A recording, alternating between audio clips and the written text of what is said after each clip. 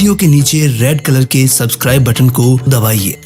हमारे सभी वीडियोस की अपडेट पाने के लिए घंटी के बटन को दबाइए। लाइक करना और शेयर करना ना भूलें। देखते रहें टीवी का टीवी। नमस्कार दोस्तों, टीवी का टीवी में आपका बहुत बहुत स्वागत है। आज हम आपके लिए लाए हैं बैसाख चौथ की असली कहानी। अब आप कहेंगे कि असली कहानी क्यों?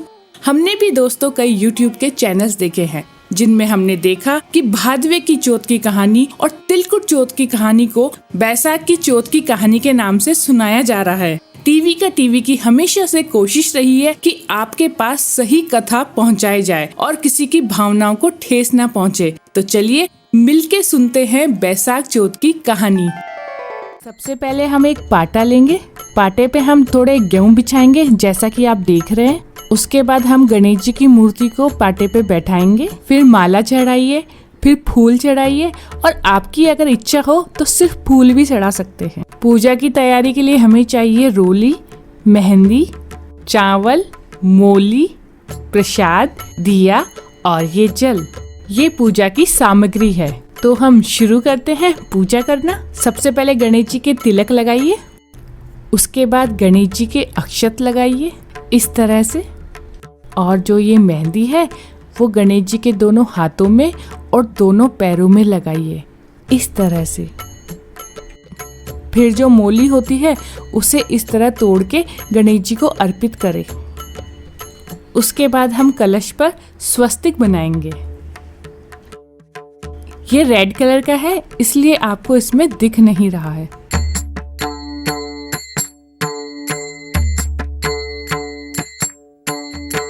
अब रोली से पाटे के चारों तरफ टीकी लगाइए इस तरह से।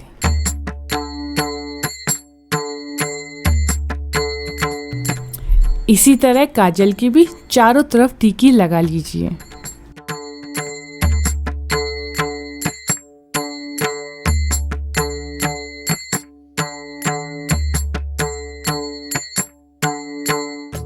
हम अधिकतर 4 चौथ करते हैं और एक अधिक मास की। इसके हिसाब से हम 5 टीकी लगाएंगे। सबसे पहले रोली की लगाएंगे। 1, 2, 3, 4, 5। ठीक इसी तरह से हम मेहंदी की 5 टीकी लगाएंगे। 1, 2, 3, 4, 5।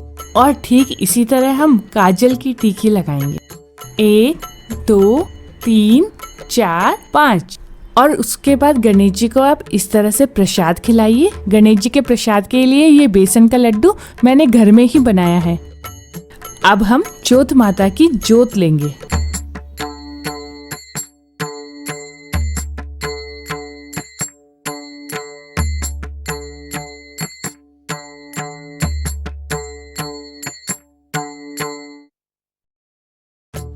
कहानी शुरू करने से पहले जो ये गेहूं के दाने हैं वो अपने हाथ में इस तरह से लीजिए और इनका जोड़ा बनाइए।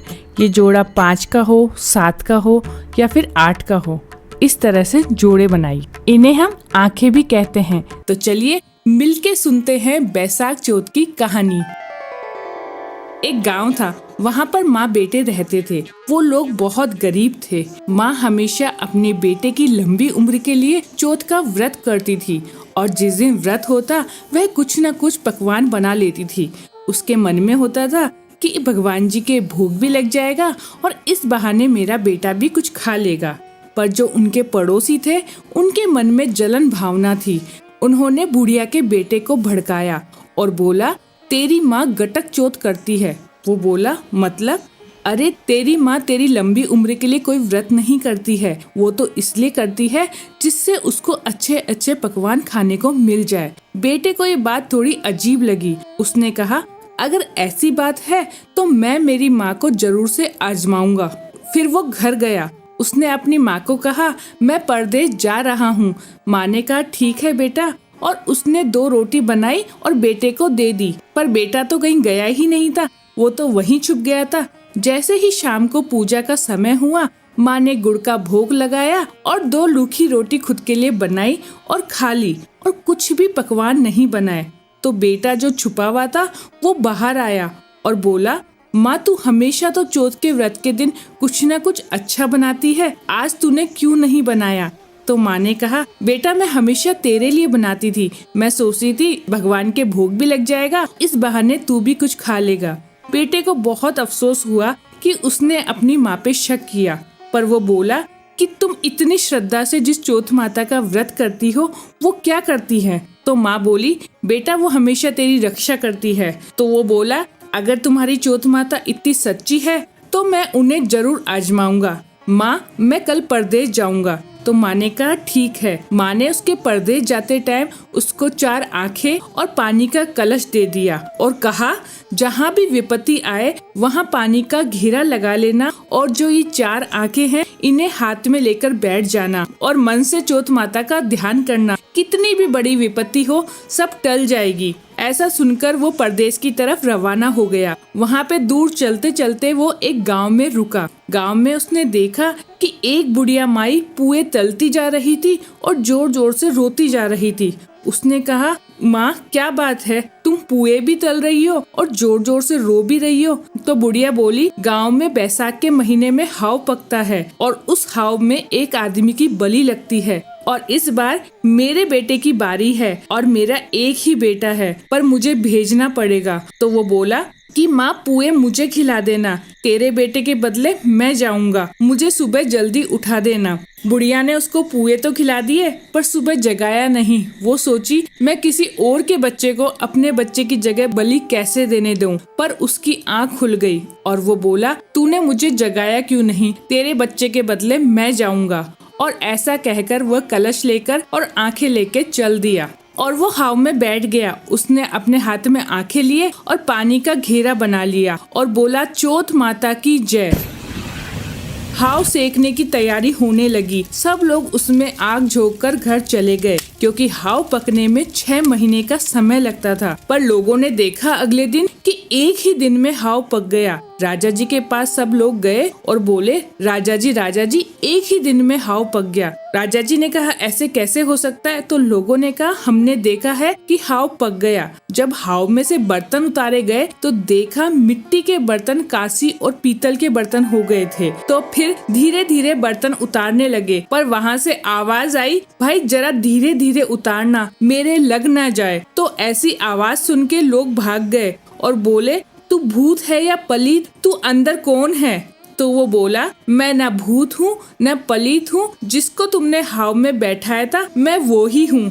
तो लोग और डर गए, इतनी आग लगी फिर भी तू कैसे जिंदा बच गया? उसको पकड़ के फिर राजा जी के पास लेके गए।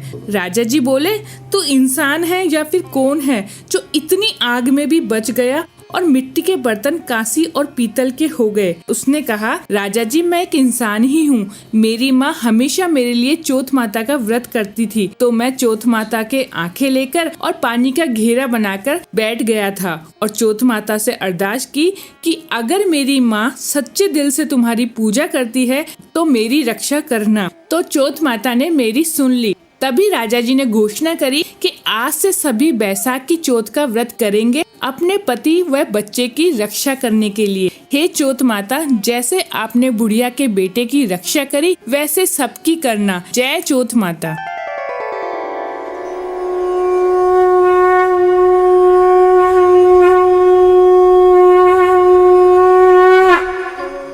कोई भी व्रत की कहानी कहने के बाद हम गणेश जी की कहानी हमेशा सुनते हैं, तो चलिए सुनते हैं गणेश जी की कहानी।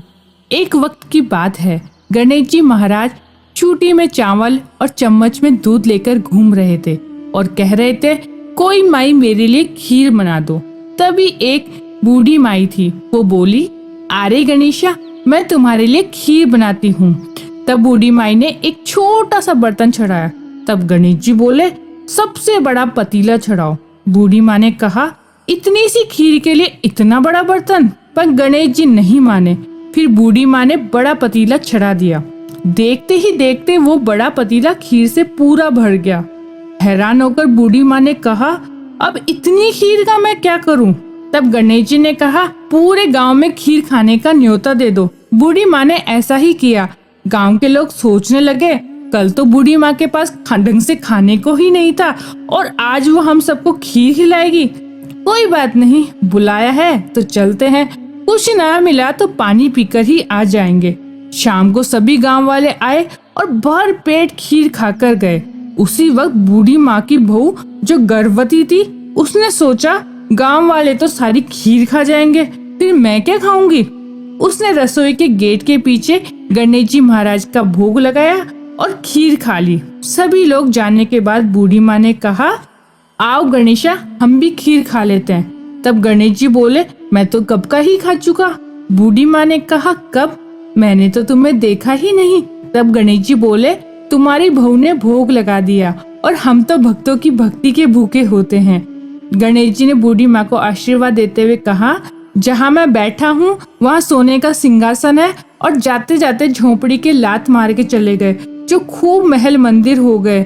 बूढ़ी माँ के पास इतना धन हो गया जो उनसे सोरा भी नहीं जा रहा था। राजा जी के पास एक दौड़ते चार दौड़े और कहा, राजा जी, बूढ़ी माँ के पास कल को खाने को ही नहीं था और आज सारी नगरी को खिलाया और खूब धन हो गया। राजा जी ने बूढ़ी माँ को बुलाया और कहा, बूढ़ी माँ, तूने चोरी करी या अन्याय? इतना धन एक साथ कहाँ से आ गया? तब बूढ़ी माँ ने कहा, राजा जी, मैंने न तो चोरी की है और न ही कोई अन्याय। मुझे तो मेरे गणेश जी महाराज टूटे हैं। तभी राजा जी ने गांव में डिंडोरा पिटवाया कि हर कोई गणेश जी की पूजा करे। गणेश जी महाराज जैसे बूढ़ी माई को टूटे वैसे सबको टूटना, कहता न सुनता न, हुकारा करता न, घटती हो तो पूरी करना और पूरी हो तो फल देना। जय गणेश जी महाराज। और जब ये कहानी पूरी हो जाए तो इन आँखों को हाथ में लीजिए और पानी की कलश में डुबो के अपनी दोनों आँखों पे लगाइए। उसके बाद अपने आँखें को किसी या तो अपनी चुनरी में बांध लीजिए या फिर किसी कागज की पुड़ी में। और जब रात में चांद निकले तो इन आँखों के जरिए ही आप चांद को अर्घ दीजिए। चांद को अर्घ देने के बाद फिर बाहर ही उस लोटे से थोड़ा पानी पी लीजिए। इस तरह से आपका व्रत खुल जाएगा। खाना खाने से पहले आप बायना निकालिए। उसके लिए थोड़ा सा मीठा प्लेट में रखकर उसमें आपकी इच्छा अनुसार पैसे रखिए और फिर उसे अपनी सास को या फिर घर में कोई भी बड़ा हो उसको दे दीजिए। पाँव छू के आशीर्वाद लीजिए और फिर खाना खा लीजिए। आज्ञा दीजिए टीवी का टीवी से योगिता व्यास को। नमस्कार।